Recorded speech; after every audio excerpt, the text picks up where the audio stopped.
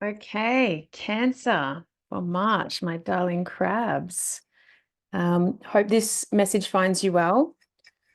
My intention is just to open up any conversations with spirit that we need to have for this month so we can prepare our energy systems for both collective energies and individual energies and just pull into awareness the things that are important for us to go through this month, maybe from an evolutionary standpoint, right? So I'm not super into 3D readings, which is like what's exactly going to happen, or should I do this, yes or no? For me, it's really a discussion with the divine around things that need to be brought into my awareness.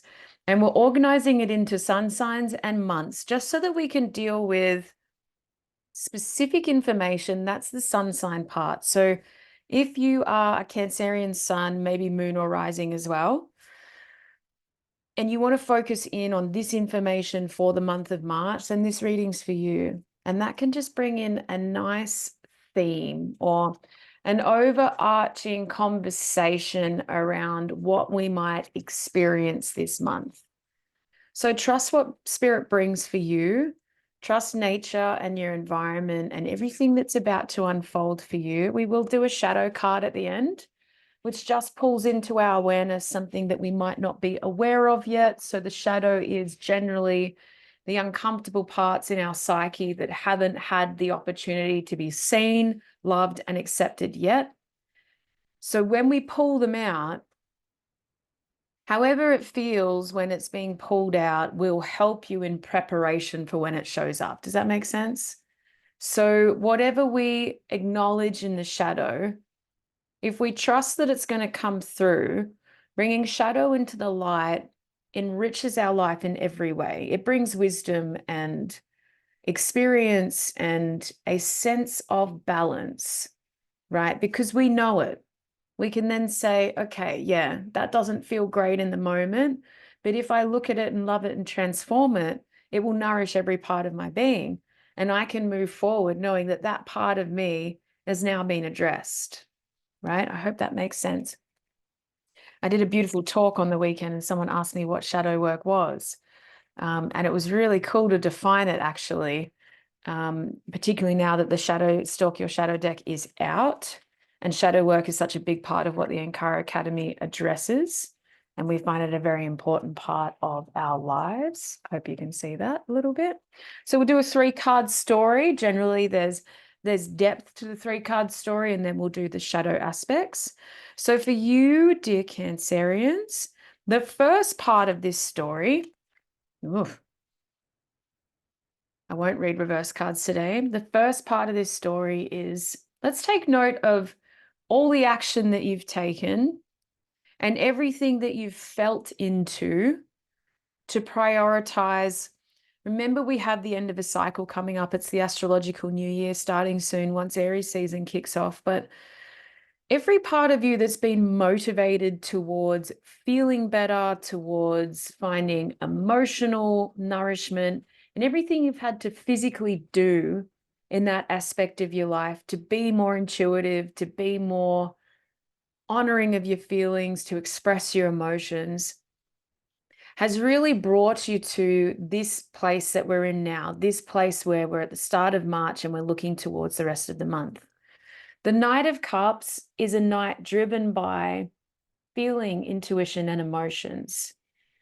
He's not so impulsive. He's not so motivated. He's not out there doing it just because he can. He's really thinking about, what will this bring me? What kind of feelings will I get from this? What kind of emotional states will I encompass? And I think he can be a more wise and sensitive knight. And knights do represent action. So how can we be motivated by our feelings rather than by a sense of achievement, which would be wands, or rather than by material possessions and wealth, which would be the pentacles? How do we actually be motivated by our emotional states and bringing in a sense of spiritual nourishment as well? This can be a very balanced state, and it works perfectly with Pisces season, right? Because it's the balance of the material world and the spiritual world, the seen and the unseen coming together.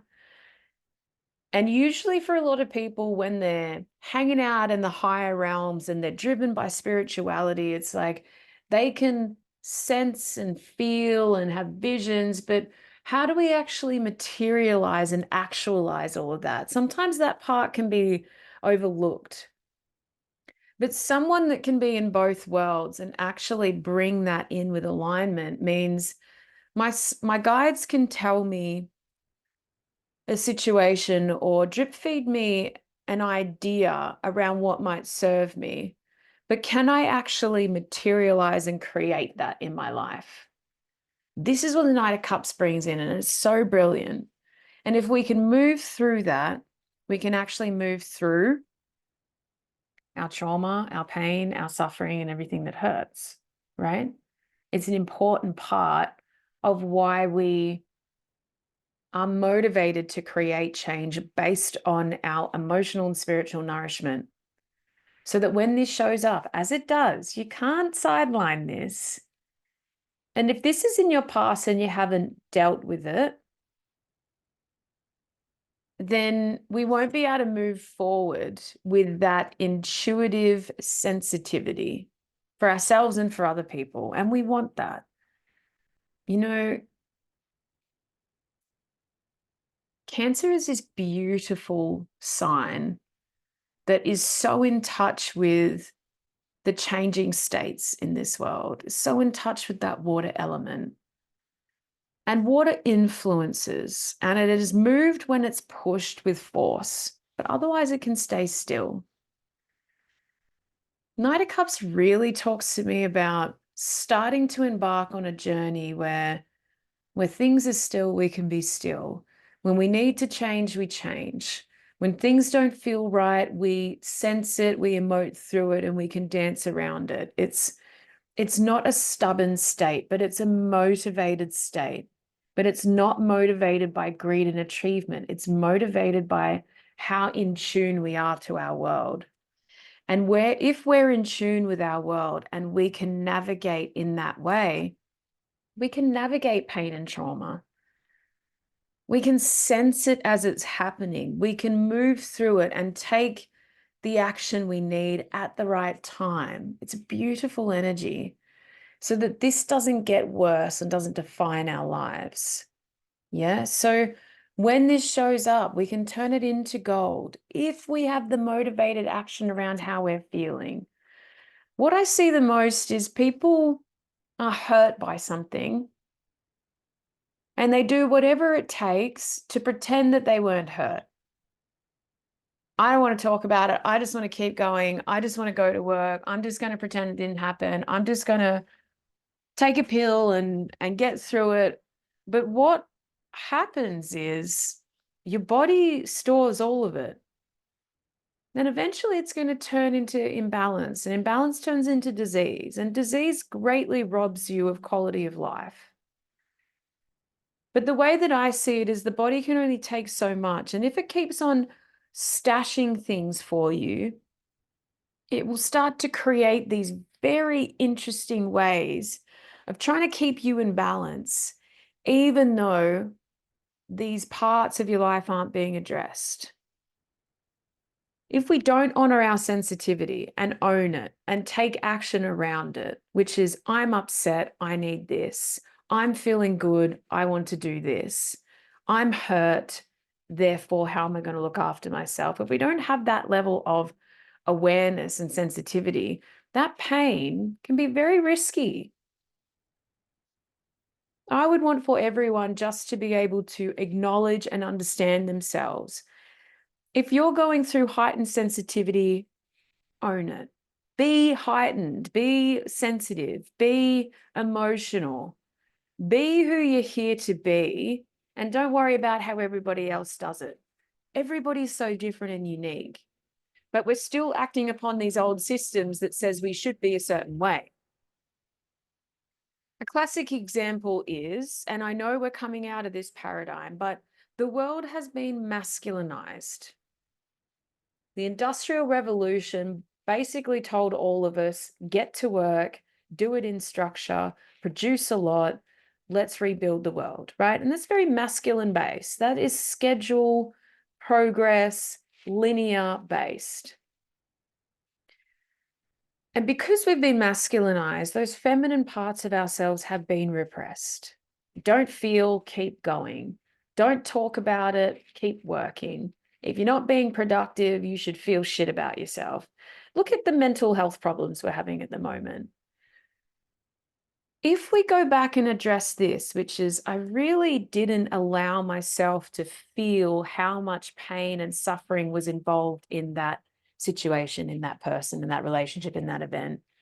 And if I only took charge of my life based on what I was feeling, this wouldn't be such a burden, right? So sometimes we do have to backlog and go through the trauma and the pain, right? And that's what therapy and healing and self-development and taking breaks and having mental health days is all about. Go back, feel, emote, express, release, and then hope to honor that energy inside us, right?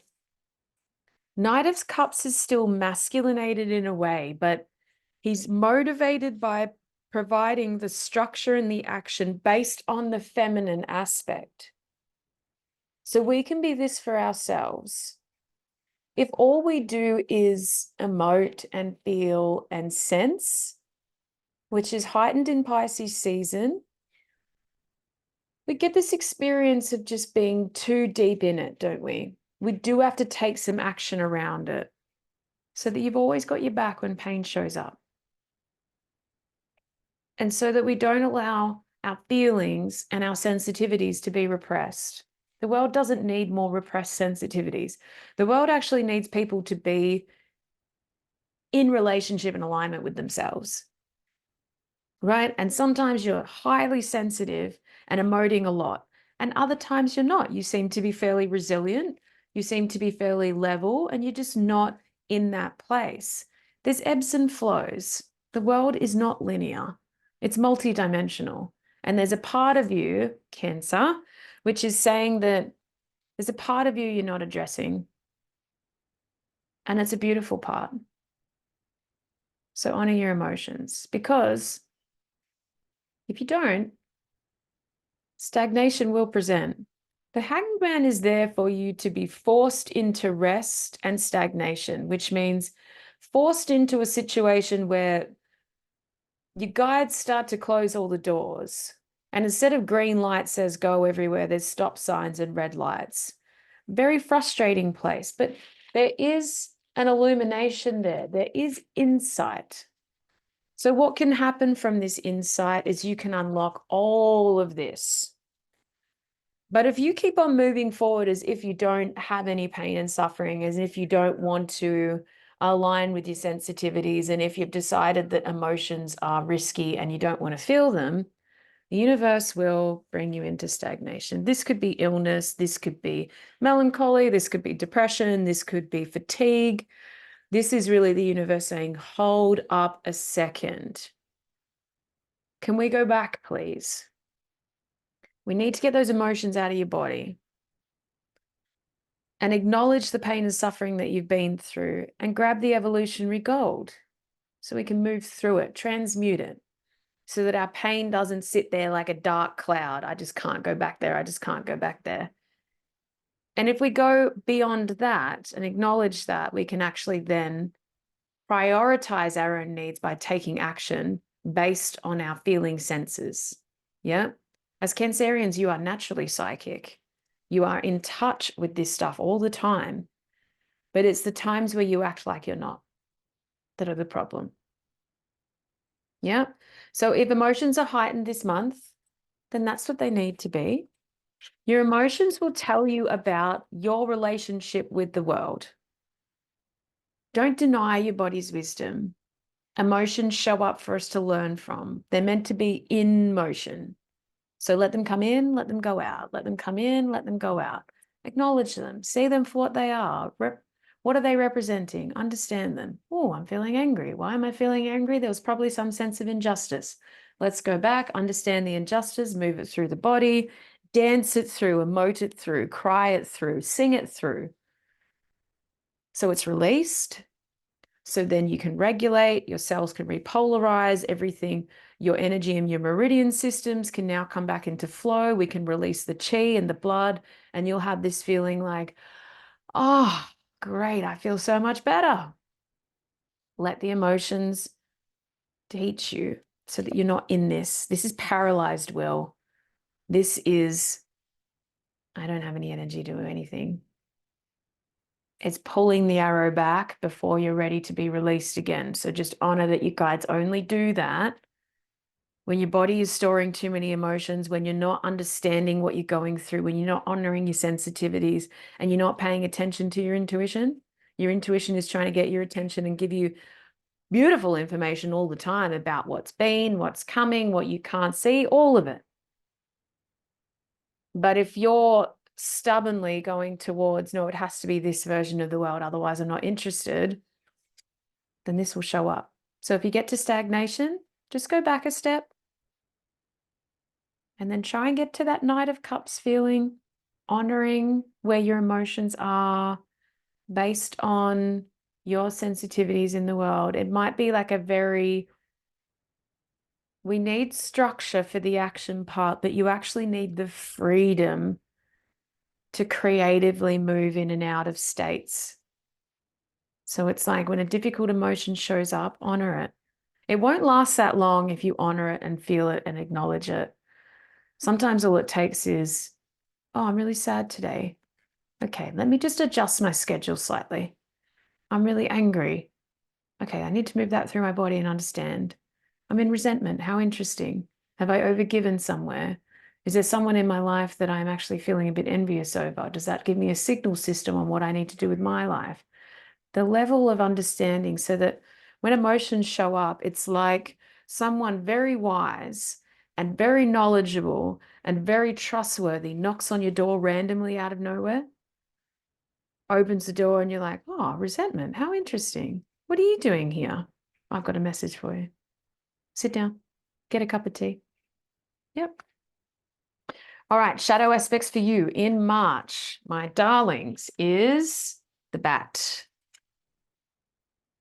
So when we work with the bat as a totem, it does signal about 1-1 if you're into numbers. Sometimes, see this? They're both upside down. What this means is the universe is asking you to flip your perspective on your entire life and take the opposite view. There you will find the wisdom. It's not in the normal view. So you might be thinking a certain thing about your life. Life's this way and I'm that way and that person's like that. Flip it. What's the opposite reality? Look at your problems upside down and you will unlock greater meaning. Yep. That also talks about not our fear, but our terror. What is in the depths of what you're so scared of that we need to pull out? Now, because of the entire reading, I get an intuitive sense that this is about if you're really afraid of being seen as the emotional being that you are, that's what we need to look at this month. Grab your journals out and answer this question. If I was fully seen in how sensitive and emotional I am, what would I be doing differently? What would that mean for my life?